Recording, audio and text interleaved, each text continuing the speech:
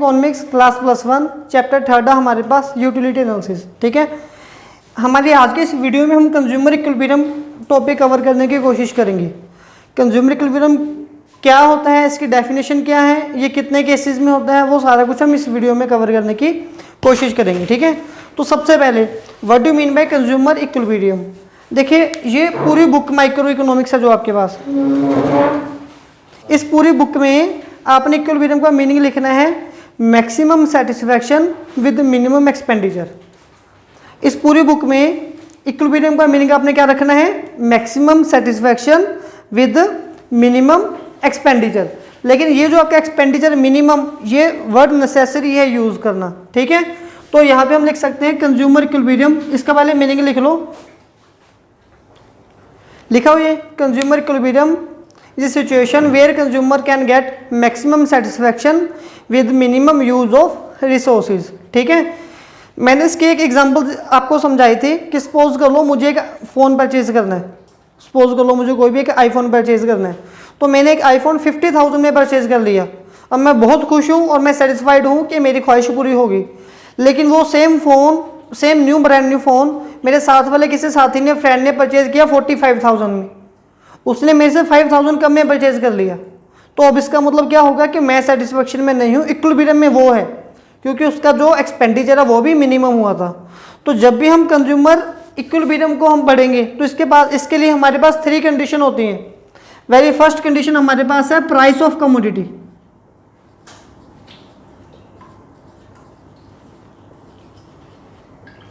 अब price of commodity का मतलब क्या होगा, देखिए अगर आप मार्केट में जा रहे हो और आपको कोई भी एक प्रोडक्ट परचेज करना है, ठीक है, मैंने बोला ना कि maximum satisfaction with minimum expenditure या मिनिमम यूज ऑफ रिसोर्सेज।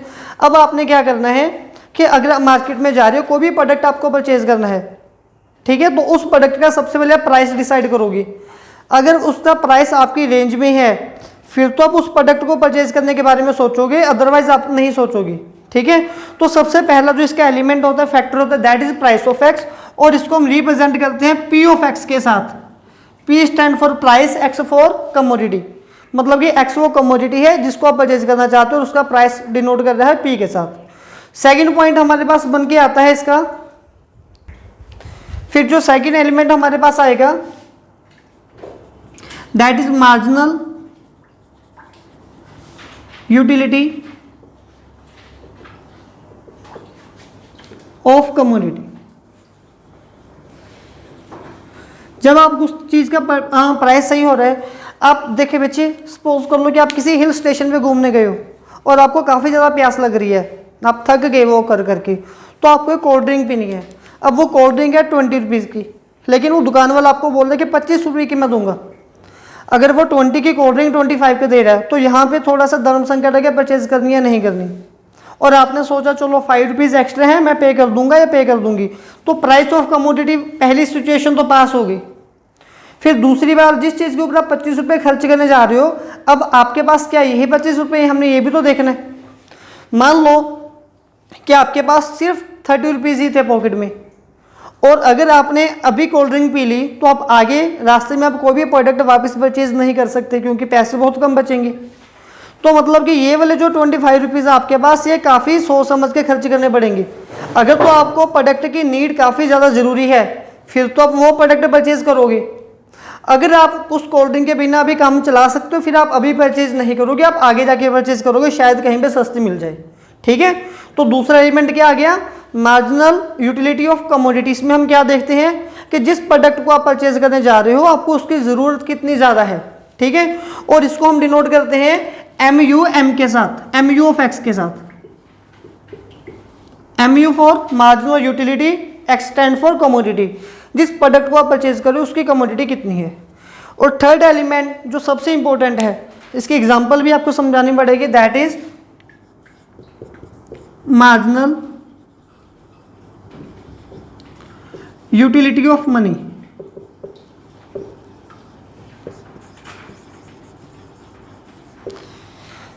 देखिए, आप लोग क्रिकेट मैच देखते हो, सपोज कर लो हमने एक T20 IPL मैच देखने हम जा रहे हैं, 20 ओवर का वो मैच है, आपकी 3,000 रुपये टिकट आपने परचेज कर ली। जब आप ग्राउंड में पहुंचे उस मैच में बारिश हो गई, पैसे तो गए और बिल्कुल भी आप लोगों ने एंजॉय नहीं किया। चलिए बारिश नहीं हुई, कोई ना कोई एक टीम आपकी फेवरेट होगी। आपकी जो फेवरेट टीम है वो 20 ओवर में उसने 100 स्कोर में वो ऑल आउट हो गई और दूसरी टीम 90 पे ऑल आउट हो गई, जल्दी से उसने 100 स्कोर बना दिए। तो ये मैच में कुछ खास मज़ा तो नहीं आया। क्यों ना अगर वही 3000 में आपने एक ऐसा मैच देखा कि 20 ओवर मैच में एक रिकॉर्ड बन गया कि 20 ओवर में 300 स्कोर बन गया और दूसरी टीम ने वो चेज भी कर लिया, तो वो कितना एक्साइटेड से भरा हुआ मैच होगा। मतलब कि आपने अपने पैसे तो परचेज अपने अपना एक्सपेंडिचर तो किया है, लेकिन उसने आपको मैक्सिमम इंजॉयमेंट दे दी।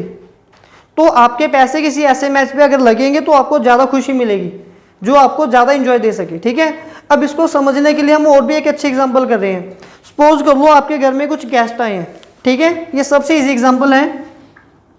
आपके घर में कुछ गेस्ट आए हैं और आपके फैमिली ने आपको 10 रुपये देके मार्केट में भेज दिया कि जाओ फ्रूट ले आओ, और एक दुकान है वहाँ पे 3 पैकेट है, पैकेट ए है।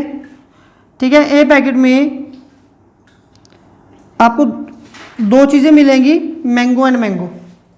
ठीक है, अगर ए पैकेट नहीं होगा तो दूसरा पैकेट है उस शॉप पे, दैट इज बी, उसमें एक में पोटैटो है और एक में मैंगो है। और जो सी पैकेट है उसमें दोनों में पोटैटो है।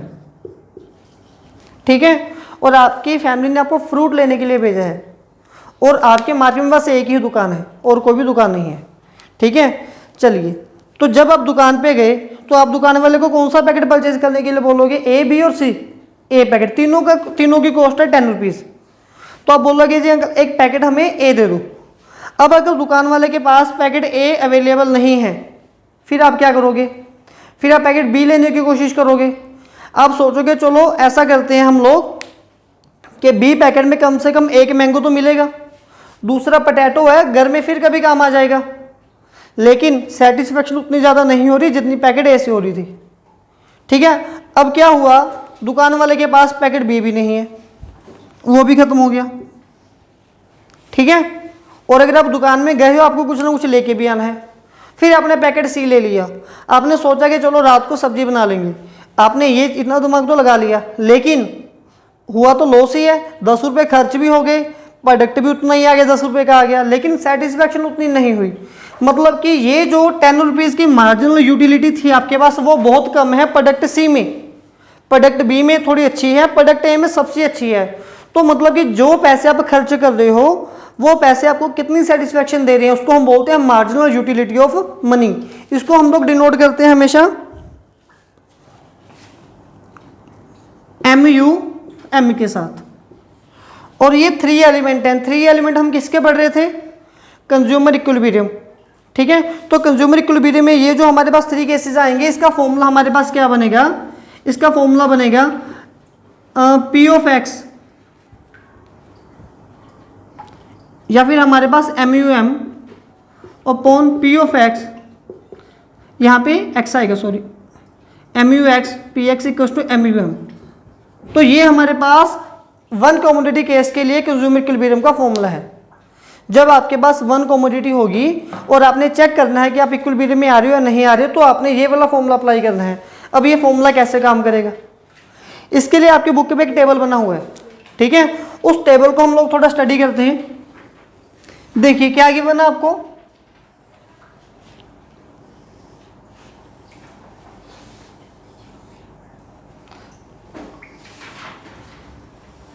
ठीक है, यहाँ पे यूनिट्स होंगी सबसे पहले।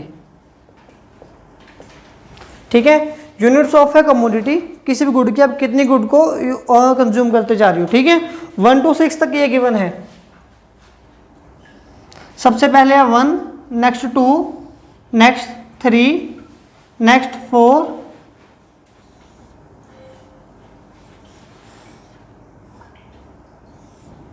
5 एंड 6। ठीक है, तो ये बुक में गिवन है कि अगर आप उस प्रोडक्ट की मार्जिनल यूटिलिटी ऑफ X, ठीक है, वो प्रोडक्ट आपको कितनी एनर्जी दे रहा है, मुझे ये बताना कि ये पॉइंट जो मैं लिख रहा हूँ वो सही है या गलत है। ठीक है, फर्स्ट प्रोडक्ट पे जो यूटिलिटी मिल रही है सपोज करो दैट इज 20 और सेकंड पे मिल रही है 18, क्या ये पॉइंट सही लिखा मैंने? ये सही क्यों है? लॉजिक है इसके पीछे। अगर आपने बोला है ना कि सही है तो वो कोई ना कोई लॉजिक होगा। वो क्यों सही है? लॉ ऑफ DMU यहाँ पे काम कर रहा है। कैसे काम कर रहा है वो यहाँ पे?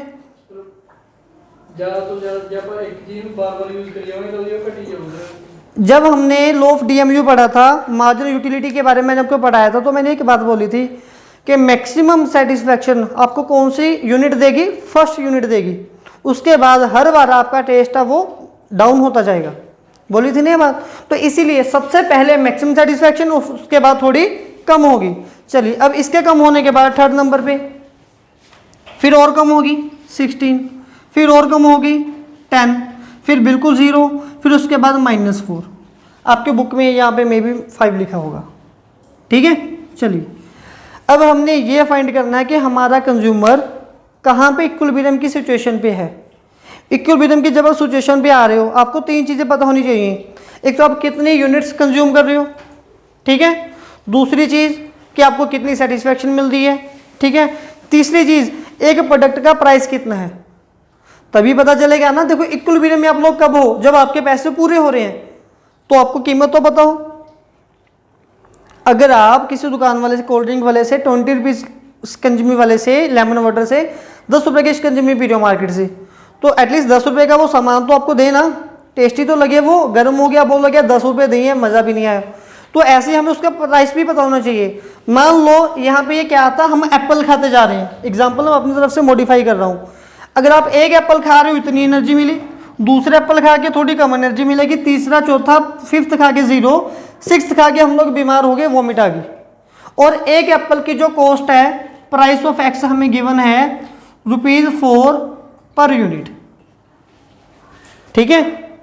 तो अब हमने ये देखना कि हम कब तक इक्विलिब्रियम की कंडीशन के ऊपर हैं, ठीक है। तो चलिए इसके लिए देखिए, आप क्या करो बच्चे, ये हर एक चीज़ को मार्जिनल यूटिलिटी ऑफ मनी, यहाँ पे हम एक थर्ड कॉलम निकालेंगे MUM का।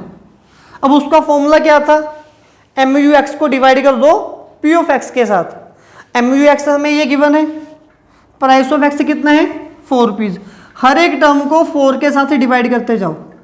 20 divide by 4, 18 divide by 4, 16 divide by 4, ठीक है, 10 divide by 4, 0 divide by 4, -5 divide by 4।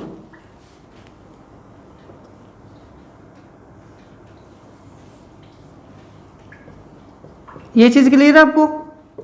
जब मैंने 20 को 4 के साथ डिवाइड किया तो मुझे कितना आंसर मिल रहा? 5। यहाँ पे मिल गया मेरे पास मुझे 4.5, यहाँ पे मिल गया 4, यहाँ पे मिल गया 2.5, 0, -1.5।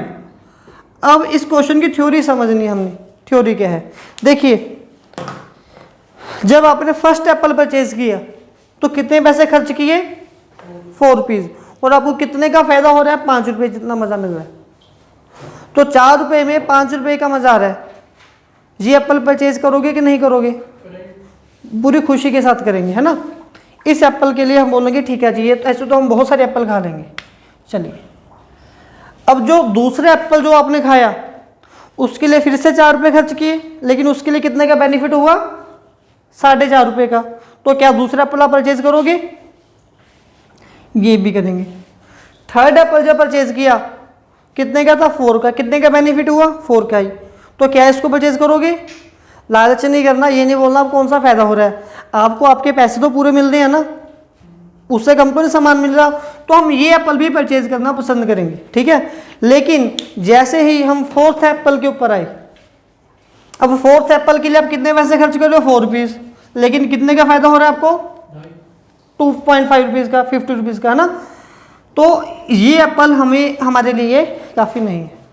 तो नेक्स्ट जब आप खा रहे हो तो 0 रुपये का फायदा हो रहा है, मतलब कि आपने अपने घर में इतने सारे एप्पल आके रख दिए और वो बड़े बड़े खराब हो रहे हैं, ठीक है। तो इसके लिए क्रॉस, बिल्कुल। तो ये भी क्रॉस, ठीक है। तो जो एक समझदार कंज्यूमर है, ठीक है, वो कितने एप्पल परचेज करना पसंद करेगा? या तो 1, 2 डेफिनेटली, 3 एप्पल तो कोई प्रॉब्लम नहीं है, लेकिन वो थर्ड एप्पल के बाद कोई भी एप्पल परचेज करना पसंद नहीं करेगा। अब इसके लिए हमने एक डायग्राम बनानी है। आपके बुक में जो डायग्राम है उसको थोड़ा एक्सप्लेन गलत तरीके से किया उन्होंने। यहाँ पे मैं लिखूंगा यूनिट्स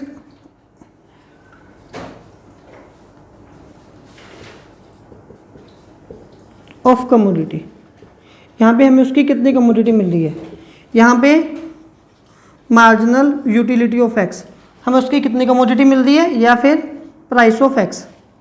ठीक है, अब प्राइस कितना है हमारे पास 4, ये देखिए ये फॉल होती जा रही है, तो इसका ग्राफ बनेगा लाइक दिस। ठीक है, और इसका प्राइस कितना था 4 रुपीज़।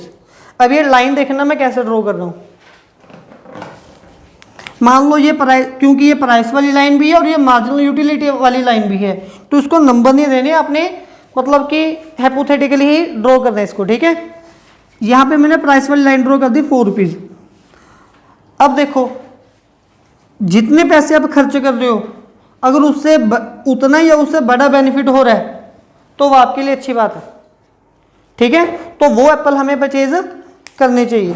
उसके लिए मैं ग्रीन एरिया शेडेड कर रहा हूँ, ये पॉइंट लिख दिया मैंने ई।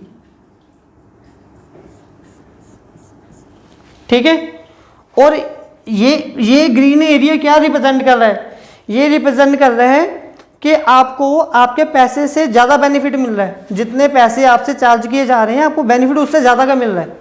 तो इस ऐसी सिचुएशन को हम लोग बोलते हैं सरप्लस, इसको हम क्या बोलते हैं, सरप्लस।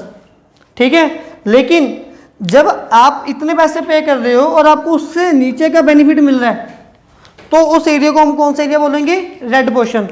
क्योंकि रेड पोर्शन कौन सी किस चीज़ को डिनोट करेगा, आपके लॉस को, और आपको ये परचेज नहीं करना चाहिए। तो आपकी इक्विलिब्रियम कहाँ पे है, ई पॉइंट के ऊपर। टेबल में इक्विलिब्रियम कहाँ पे है, ये 3 पॉइंट के ऊपर, 3 एप्पल के ऊपर। ठीक है, और 3 से ऊपर क्या है, सरप्लस, 3 से नीचे क्या है हमें, लॉस।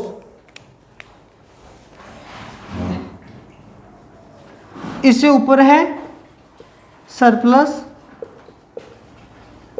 और इससे नीचे है हमारे पास लॉस, और ये जो पॉइंट है, ये पॉइंट है हमारे पास इक्विलिब्रियम। ठीक है, ये 1 कमोडिटी केस है। एक बार रीडिंग लो, इसकी आगे थ्योरी लिखी हुई है उसको रीड करो, फिर इसके बाद 2 कमोडिटी केस, वो इससे ड्राइव होगा। ठीक है,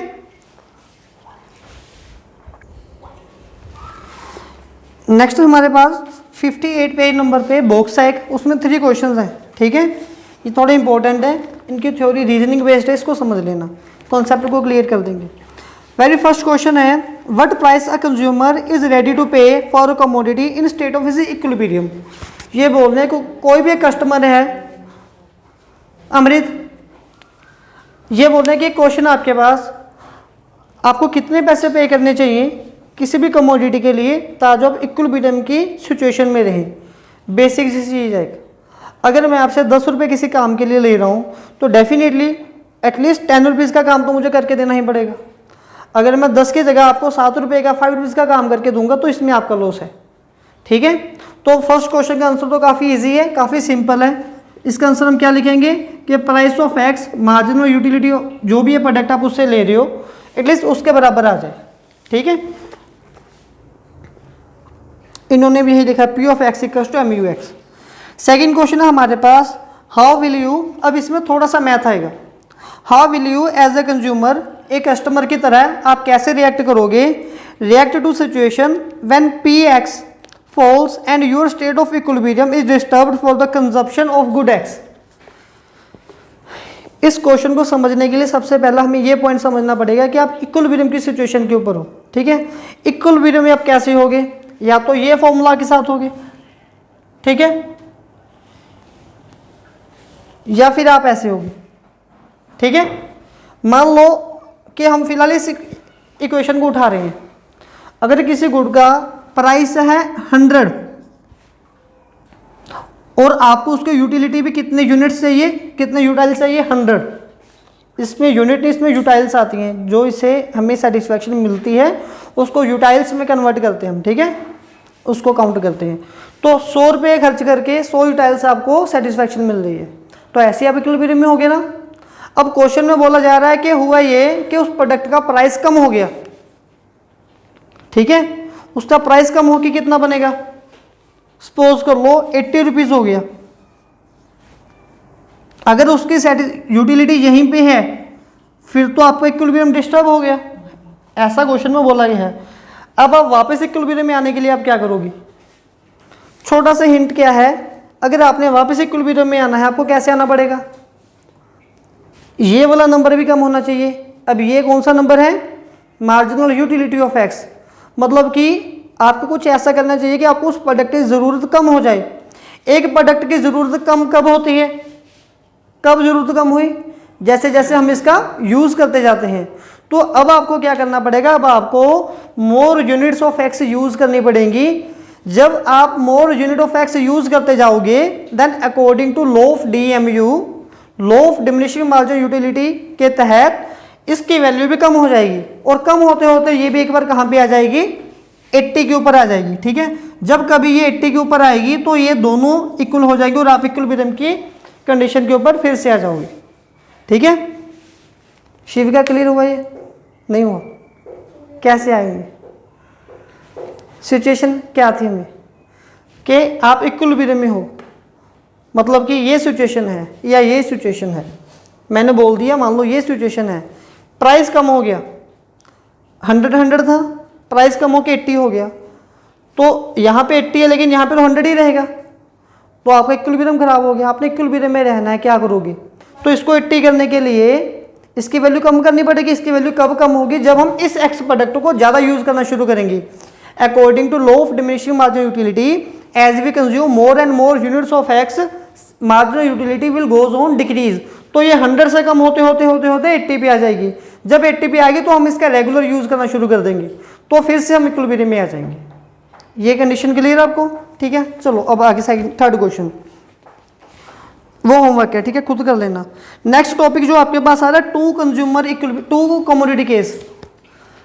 अगर कंज्यूमर इक्विलिब्रियम के लिए हमने